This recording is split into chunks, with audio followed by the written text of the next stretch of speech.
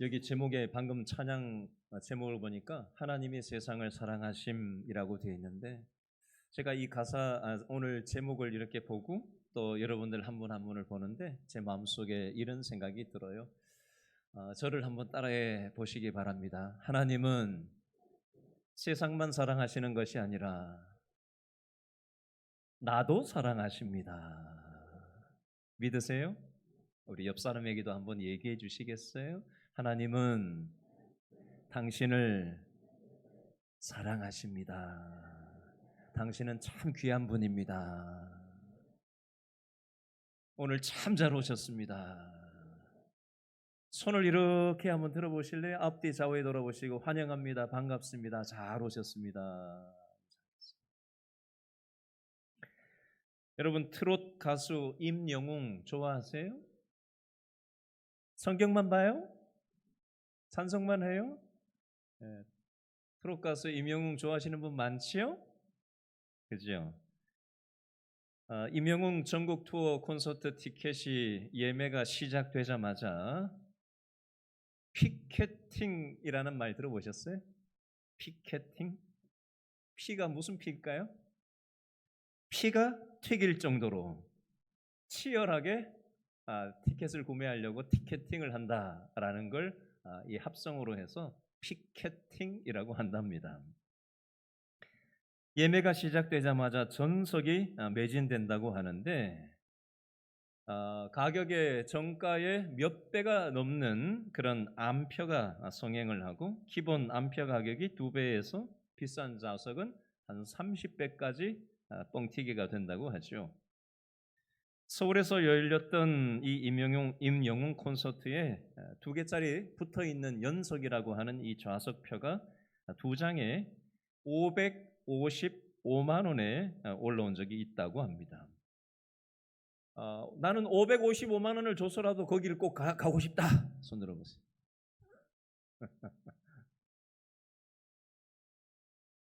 왜 이렇게 555만 원의 암표를 사서까지 관람하려고 하는 사람들이 있을까요? 임영웅 콘서트에 왜 사람들이 이렇게 줄이고 목이 마른 것일까요? 여러분 사람은 누구나 자기 나름대로 줄이고 목마른 것들이 있습니다. 정치인들은 권력에 줄이고 목마르고요. 또 어떤 사람은 돈에 줄이고 목마른 사람이 있습니다. 어떤 사람은 지식에 줄이고 목마른 사람이 있어요. 어떤 사람은 건강에 줄이고 목마른 사람도 있고요. 어떤 사람은 쾌락에 줄이고 목마른 사람이 있습니다. 어떤 사람은 명예에 줄이고 목말라 하는 사람이 있습니다. 왜 그런 걸까요? 왜 사람들은 이렇게 줄이고 목마른 것을 채우려고 드는 걸까요? 이 줄이고 목마른 것을 채워야 내가 배부를 것이다라고 생각하고 내 허전함이 채워질 수 있을 거라고 생각하기 때문에 이렇게 하는 것입니다. 자, 질문을 해보겠습니다. 저와 여러분은 무엇에 줄이고 목말라 하십니까? 질문을 했으면 답을 하셔야죠. 시작. 답을 해보시라니까요. 여러분 오늘 성경 말씀 마태복음 5장 6절에도 보니까 줄이고 목마른 것에 대해서 나오고 있습니다.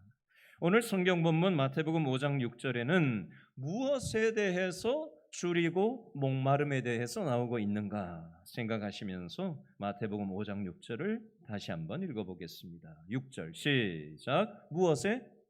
의에 줄이고 목마른 자는 뭐가 있다? 복이 있나니 그들이 어떻게 될 거다? 배부를 것임이요. 줄이고 목마른데 뭐에 줄이고 목말라야 된다? 의에 줄이고 목마른 자는 복이 있고 행복한 삶을 살 수 있고 그들이 배부를 것입니다 라고 말씀하고 있습니다. 오늘 마태복음 5장에 예수님께서 수많은 사람들에게 말씀을 전하셨는데 이 말씀을 들으러 온 사람들의 상태는 어떤 상태였을까요? 이 사람들은 배고픔이 있는 사람들이었어요. 억압받는 사람들이었습니다.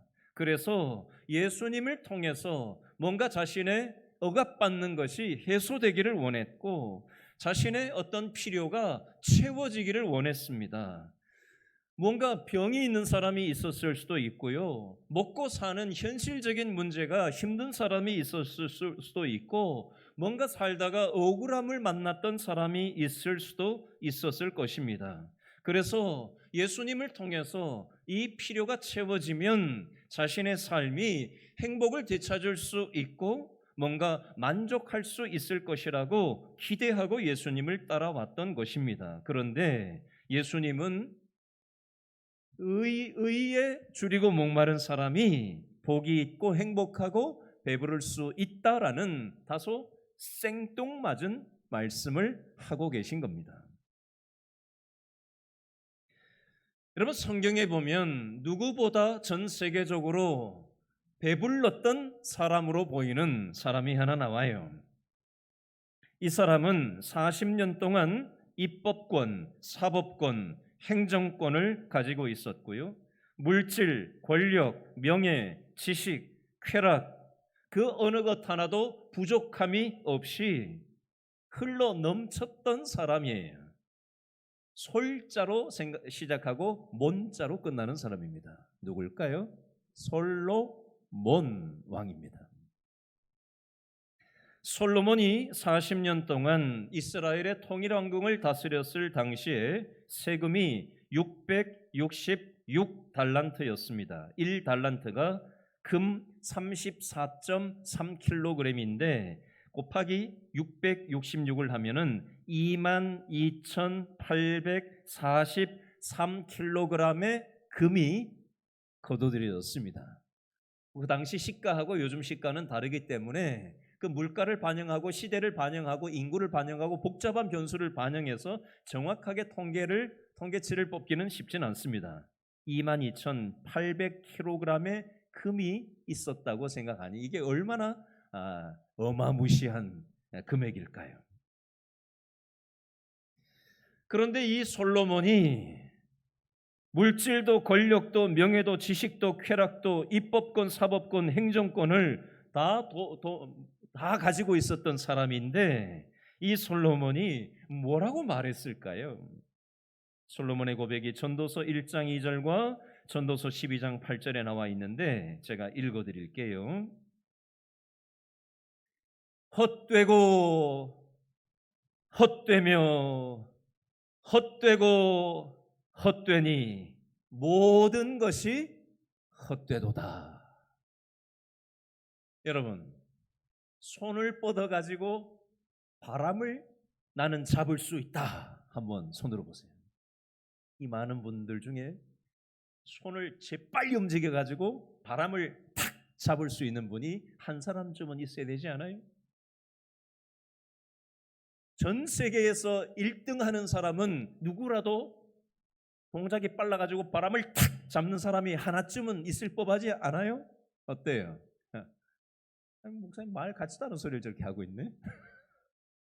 여러분, 바람을 어떻게 잡겠어요? 솔로몬이 물질도 권력도 명예도 지식도 쾌락도 입법권 사법권 행정권을 다 내가 가지고 있어도 솔로몬도 지금까지 솔로몬 살아있지 않잖아요. 그렇죠? 솔로몬의 권력도 40년 지나면 끝나는 거예요. 영원히 사는 사람은 없습니다. 영원히 입법권을 잡을 수 없고요. 영원히 사법권을 잡을 수 없고요. 영원히 행정권을 잡을 수 없어요. 영원히 물질을 내가 잡고 있을 수 없고요. 제 아무리 부자라도 빈손 들고 가는 거예요.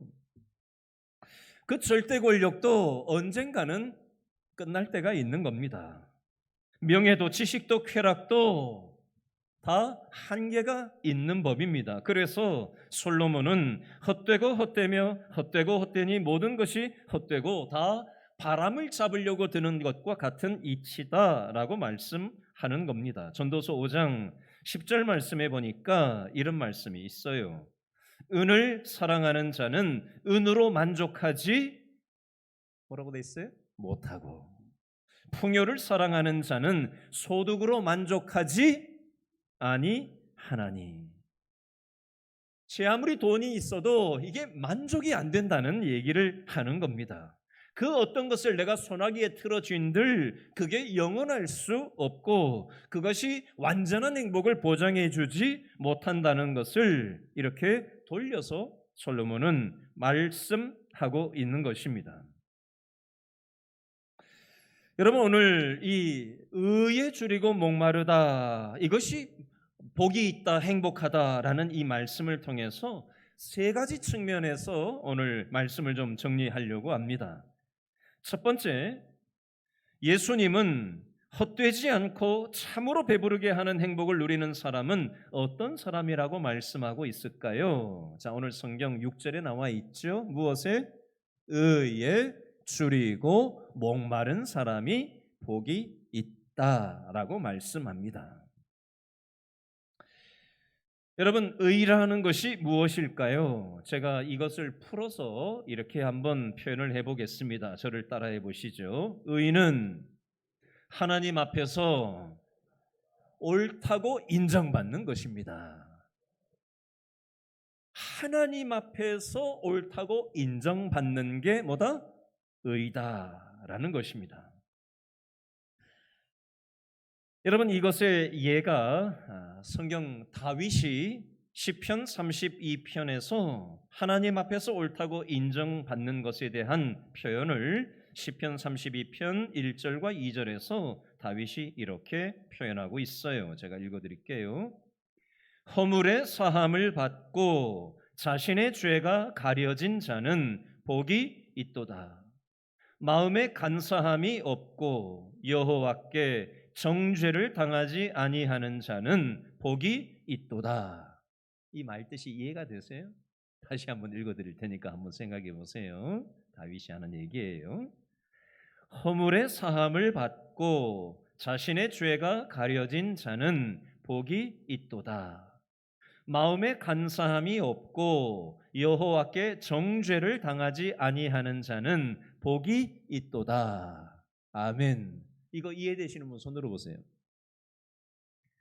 괜히 또 손 들면 또 뭘 시킬까 봐 손 들지 못하겠고, 대충 무슨 느낌인지는 알겠는데 긴가민가 하는 마음도 좀 드시죠? 좀 쉽게 표현해 보겠습니다. 자, 다윗이 언제 인생의 행복을 느꼈을까요? 여러분, 요즘으로 치면 미국과 중국과 같은 나라일 수도 있겠지만 이 다윗이 이스라엘 통일, 남북 통일 이스라엘 왕국을 다스렸을 당시에는 당대 최고의 나라가 바로 다윗이 솔로몬이 다스렸던 그 시절이에요.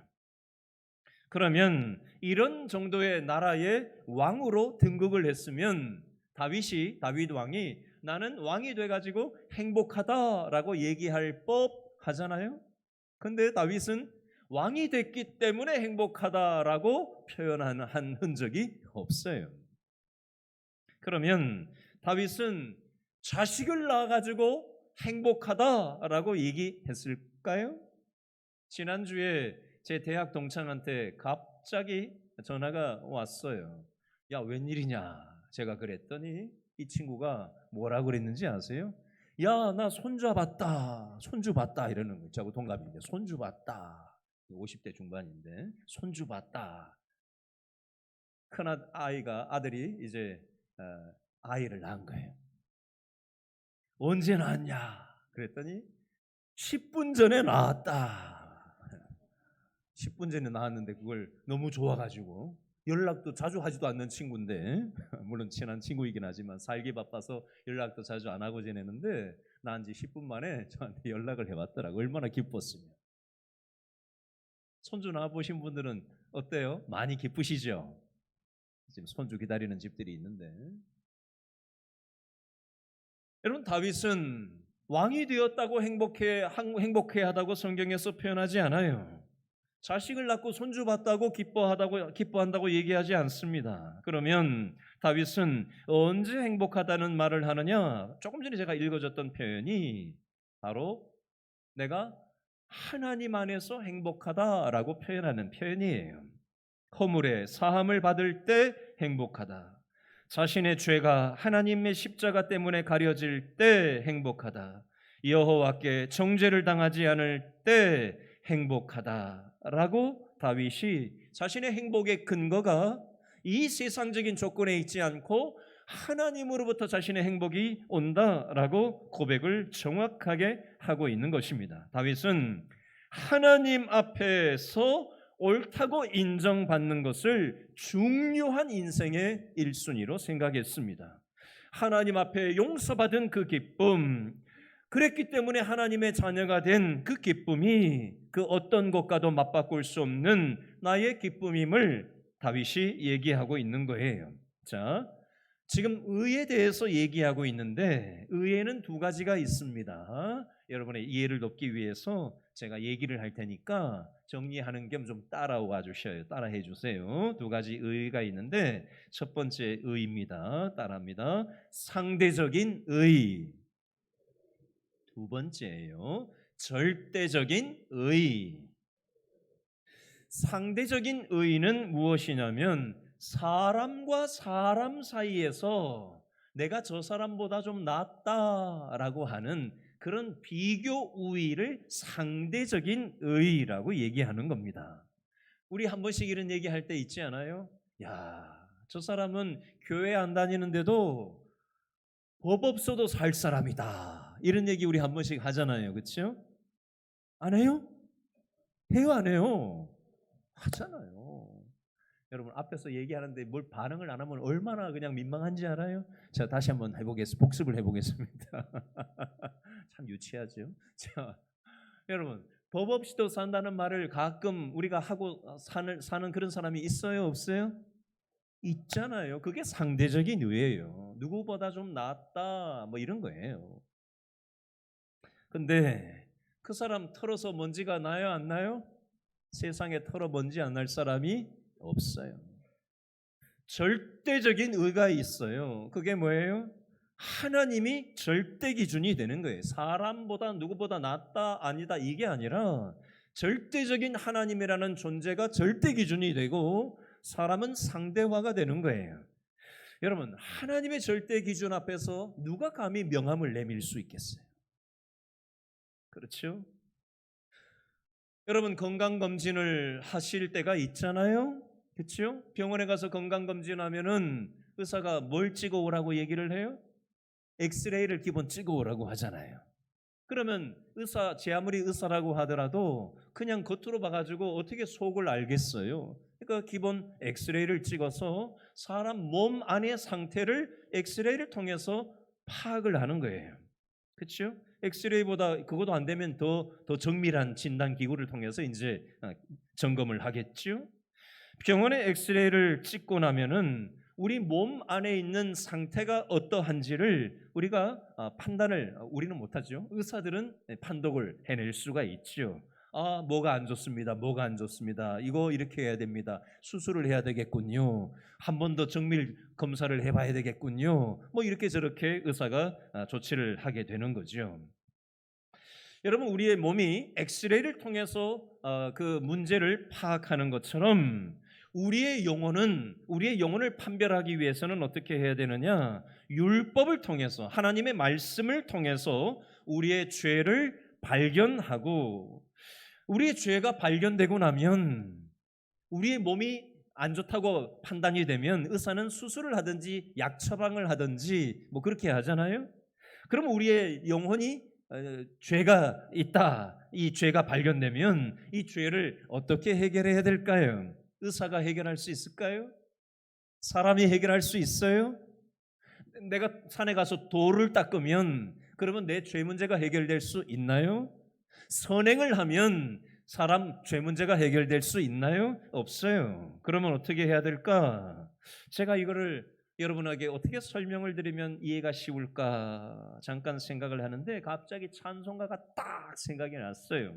그래서 이게 어디에 있나 하고는 찾아봤더니 찬송가 272장에 있는 가사를 가 딱 생각이 났어요. 이 찬송가 272장에 보면 이런 찬송의 가사가 있어요. 제가 불러볼게요.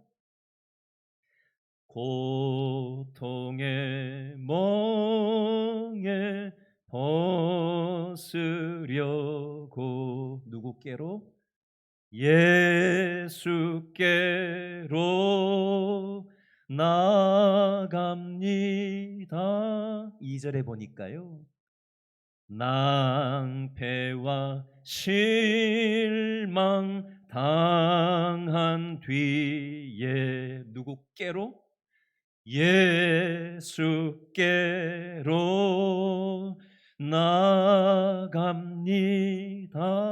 3절에 보니까요, 교만한 마음을 내버리고 누구께로? 예수께로 나갑니다. 4절에 보니까요, 죽음의 길을 벗어나서 누구께로? 예수께로 나갑니다. 자유와 기쁨 베푸시는 주께로 갑니다. 병든 내 몸이 튼튼하고 빈궁한 삶이 부해지며 죄악을 벗어 버리려고 누구께로? 주께로 갑니다. 죄악을 벗어버리려면 누구에게로 가야 된다고요? 주께로, 예수님께로 가야 우리의 죄 문제가 해결될 수 있음을 이 찬송에서는 이렇게도 표현하고 저렇게도 표현을 하고 있는 것입니다. 여러분, 우리가 의에 줄이고 목마르다라는 것의 1번은 뭐냐면요, 우리의 죄 문제를 예수님만이 해결할 수 있으므로 예수님의 십자가 앞으로 우리의 인생의 문제를 가지고 이 문제를 해결해 주세요 라는 줄이고 목마른 마음으로 예수님을 찾을 때 예수님이 우리의 죄를 용서해 주시고 우리를 불쌍히 여겨주시고 우리를 십자가의 사랑으로 안아주시는 거예요. 이게 바로 의에 줄이고 목마른 태도이고 이것이 복된 인생이고 이것이 행복한 인생임을 오늘 말씀을 통해서 첫 번째로 말씀하고 있는 것입니다. 여러분, 우리가 교회 처음 나오고 은혜 체험을 할 때, 그렇죠? 하나님 생각만 해도 그냥 눈물이 그냥 줄줄줄줄 나오고, 그죠? 감동하고 감격하고 그냥 예배당 나와 있어도 그냥 눈물이 뻘개지도록 그냥 눈물이 막 나오고 그렇게 감사할 수가 없고 그렇게 기쁠 수가 없고, 그죠? 봉사하는데 나 같은 것이 어떻게 이렇게 봉사를 할 수 있나 얼마나 감격하고 감사하는 마음이 있었어요. 그런데 혹시 오래도록 신앙생활을 하다 보니 기계적인 신앙생활, 관습적인 습관적인 종교생활이 되어서 찬송을 해도 이게 노래인지 찬송인지, 성경을 읽고 설교를 들어도 저건 누가 들어야 되는데 이러고 있고, 나에게 주시는 말씀으로 받지를 않고, 하나님이 나에게 주시는 이 말씀이 들려야 되는데 귀에는 이쪽 귀로 들어왔다가 이쪽 귀로 나가고 한 개도 남는 것도 없고 잠만 오고 졸다 가고 뭐가 와 닿아야 될 거 아니에요. 하나님하고 만나기 위해서 온 거 아니에요. 우리 사람 만나러 이 시간 온 거 아니잖아요. 예배는 하나님 만나는 시간이지 사람 만나고 친교하고 가는 밥 먹고 돌아가는 게 아니잖아요. 그렇죠? 여러분, 이 감격이 회복돼야 돼요. 그게 바로 의에 줄이고 목마른 마음이에요. 저는 오늘 말씀 준비하면서 저에게도 이 마음이 회복됐으면 좋겠고, 또 우리 교회 예배 참석하는 누구라도 예외 없이 의에 줄이고 목마른 마음이 되어서 하나님이 주시는 이 복을 경험하고 누리고 하나님 안에서 행복하게 살아갔으면 좋겠다. 이 마음 가지고 말씀을 묵상했어요. 이 복이 저와 여러분에게 꼭 경험될 수 있기를 바랍니다. 제발 경험될 수 있기를 바랍니다. 사모하는 사람에게 사모하는 만큼 다가오는 거예요. 하나님 생각할 때 가슴이 뭉클하고 콧등이 시큰해지는 그 감격, 그 신앙생활. 여러분, 믿음 생활은 하나님이 나 같은 사람을 받아주셨다, 용납해 주셨다라는 사실을 믿음으로 받아들이는 거예요.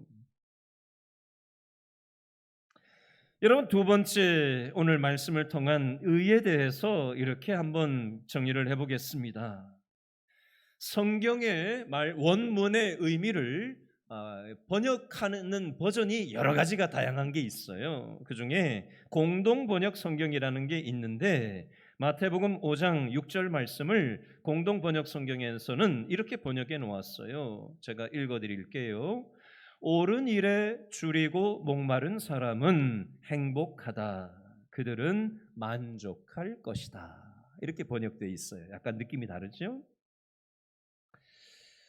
여러분, 제가 적용을 아예 해서 이렇게 쉽게 한번 표현을 해볼게요. 여러분, 우리가 기도하는데 하나님 앞에 기도라는 걸 항상 하기도 하지만 어떨 때는 가끔 가다가 뭐가 어려운 게 있으면 이렇게 한번 할 때가 있잖아요. 그렇죠? 근데 하나님이 기도를 안 들어주실 때가 있어요. 이사야서 1장 15절에서 17절에는 왜 하나님이 기도를 안 들어주시나 듣지 않으신다고 하나 그 내용을 제가 읽어드릴게요. 너희가 손을 펼 때에 내가 내 눈을 너희에게서 가리고 너희가 많이 기도할지라도 내가 듣지 아니하리니 이는 이유가 나와요. 너희의 손에 피가 가득함이라.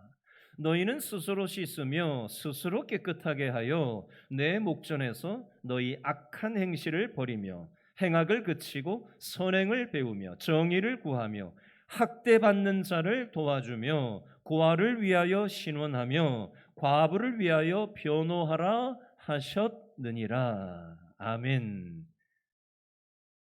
기도는 하는데 하나님이 원하시는 생각이나 마음이나 행동은 없는 거예요.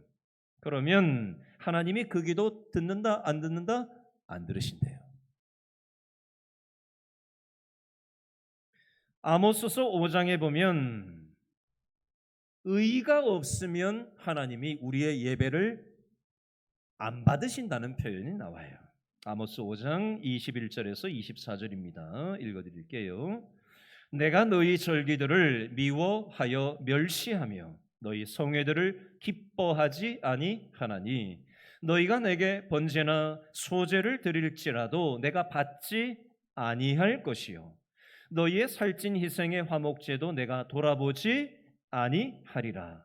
내 노랫소리를 내 앞에서 그칠지어다. 내 비파소리도 내가 듣지 아니하리라. 오직 정의를 물같이 공의를 마르지 않는 강같이 흐르게 할지어다. 복잡하죠? 한마디로 얘기하면 우리가 예배당에 나와서 예배를 드릴지라도 예배의 행위를 표현할지라도 하나님이 기뻐하시는 정신과 말과 일상의 삶이 없다면 하나님은 우리의 이 주일날 드리는 예배도 예배가 아닌 것으로 여기실 수 있다라는 것입니다. 오늘 주일날 난 예배 참석했어. 우리는 이렇게 생각하고 돌아갈 수 있습니다. 그런데 하나님은 넌 예배 안 드린 거야 이렇게 말씀하는 겁니다. 왜요? 하나님이 원하시는 생각을 가지고 살아야 되는데 하나님이 원하시는 마음을 품고 살아야 되는데 하나님이 원하시는 믿음의 실천이 있어야 하는데 전혀 거기에는 1도 관심이 없는 거예요. 그저 내가 기도한 걸 하나님으로부터 얻어내는 데만 관심이 있을 뿐, 그리고 내가 오늘 주일날 나와서 예배드리는 것이 내 할 도리 다한 것으로 여기는 한 하나님은 그 예배를 받지 않는 것으로 치실 수 있다는 거예요. 잘 생각하셔야 돼요. 하나님이 원하시는 의에 줄이고 목마른 마음은 우리의 생각과 마음과 우리의 일상의 자리에서 하나님의 정신으로 생각하고 마음에 품고 일상을, 가정생활과 직장생활을 그 정신으로 살아가는 것. 물론 우리가 완벽하게 살 수 말이 안 되네. 완벽하게 살 수 있지는 않아요. 그럼에도 불구하고 하나님 뜻 안에서 살아가려고 우리가 몸부림치는 기본 자세를 하나님은 보시는 거예요. 자, 마지막 세 번째입니다. 하나님은 의에 줄이고 목마른 사람에게 어떤 복을 주신다고 하시나. 공동 번역 성경 아까 읽어드렸죠. 옳은 일에 줄이고 목마른 사람은 행복하다. 그들은 만족할 것이다. 자, 하나님이 어떤 복을 주신다고요? 저를 따라합니다. 만족함의 복을 주신다. 어떻게 하는 사람에게 만족함의 복을 주신다고요? 의에 줄이고 목마른 태도를 가지고 살아가면 하나님이 만족함의 복을 주신다는 겁니다. 자, 비교를 해보겠습니다. 이 의미를 이해하기 위해서 비교를 한번 해보겠습니다. 자, 풍요로움이라는 게 있고요, 만족이라는 게 있어요. 풍요로움이라는 것은 무슨 뜻이냐면 물질적으로 넉넉한 것을 풍요로움이라고 얘기한다면, 만족은 정신적으로 넉넉한 것을 만족이라고 합니다. 이게 다른 개념이에요. 완전히 다른 개념입니다. 여러분, 많은 사람들이 풍요롭게 되기를 원해요. 사람의 생활을 이 풍요로움이 편리하게 해줄지는 모르지만 우리를 행복하게 해줄 수는 없습니다. 풍요로워지면 행복해진다고 사단 마귀가 세상 사람들을 꼬드깁니다. 지난주 중에 식당에 가서 밥을 먹고 있는데 옆에 있는 분이 식당 주인하고 얘기하는 게 고스란히 귀에 들어왔어요. 아파트 얼마 올랐다 이 얘기를 하고요, 주식 투자했는데 뭐 얼마가 남았느니 어쩌느니 하는 얘기를 하고요, 또 뭐 이런저런 얘기를 그냥 뭐 많이 했어요. 근데 그 내용의 핵심이 뭔지 아세요? 다 돈 얘기예요. 돈의 등락을 얘기하더라고요. 그래서 제가 그 얘기에 개입을 하고 싶었는데 이상한 사람 취급할까 봐 개입은 차마 하지 못하고 억눌렀습니다만, 여러분, 돈이 많으면 물론 편리할 수는 있겠죠. 그러나 우리의 삶을 근본적으로 행복하게 만들어줄 수는 없는 것입니다. 사단은 이것을 꼬드겨요. 여러분, 우리의 삶의 만족은 어디에서 올 수 있느냐? 저를 따라해 주시기 바랍니다. 만족은 하나님께로부터 옵니다. 아멘? 여기 자신이 없어요. 만족이 하나님께로부터 온다라는 사실을 여러분 믿으세요? 이 맛을 좀 보셨어요? 여러분, 예화 하나 들고 오늘 설교를 마치려고 해요. 어떤 남자 집사님 얘기입니다. 이분이 전도를 많이 하시는 남자 집사님인데요, 아침에 일어나서 이렇게 기도했답니다. 하나님, 오늘 내가 만나는 사람 중에 전도를 할 수 있게 해주세요. 연결시켜 주세요. 이렇게 기도를 했대요. 그러고는 차를 몰고 이제 직장으로 출근을 하는 거예요. 참 가는데 뒤에서, 자기 차 뒤에서 꽝 박은 거예요. 엄청 세게 꽝 박은 거예요. 뒷목을 잡고 내려가지고 뒤를 봤더니 차가 그냥 푹 들어간 거예요. 이게 벌써 옛날 일이거든요. 그 당시에 견적이 한 100만 원 나왔대요. 수십 년 전 얘기예요. 얼마나 사고가 크게 난 거예요. 여러분들 같으면 이 상황에서 어떻게 대응을 하시겠어요? 이렇게 하지 않겠어요? 정신이 있냐고 하면서. 이 보라고 하면서. 근데 이분이 뭐라고 얘기했다는 줄 아세요? 운전을 하다 보면은 그럴 수도 있습니다. 이렇게 얘기했다는 거예요. 척 보면 견적 대본 나오잖아요. 이게 얼마짜리인지 대충. 닦으면 괜찮은 정도가 아니라 차가 그냥 전체가 뒤가 전면부가 후부가 전체 혹 들어간 상태예요. 그 어느 정도 다니는지 대본 견적 나오잖아요. 근데 이분이 운전하다 보면 그럴 수도 있습니다. 그 다음 말이 어떤 말인지 아세요? 사고는 됐고 밥이나 한 끼 사주십시오. 이렇게 얘기했대. 뭔 정신 나간 소리야? 나중에 이 사람이 견적 엄청 나올 줄 알고 이렇게 겁을 먹었는데 밥 한 끼로 대신하자는 얘기를 듣고 이게 도대체 무슨 정신 있는 사람인가 없는 사람인가.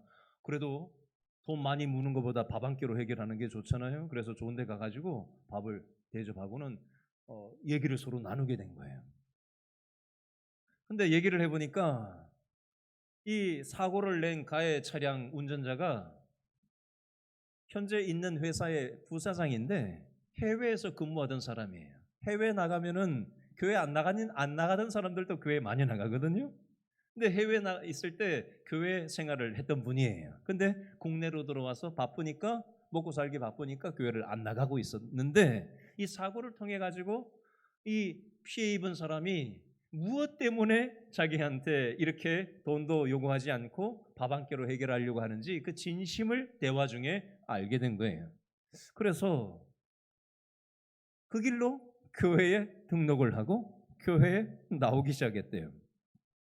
그리고 나가지고 가해 차량은 부사장이니까 이 기업체의 부사장이니까 이 사람이 연결된 데가 많을 거 아니에요. 근데 마침 피해 입은 이 남자 집사님의 그 사업하는 부분하고 또 이 부사장 출신의 이 가해 차량 이 사람하고 연결되는 사업의 연결고리가 있더래요.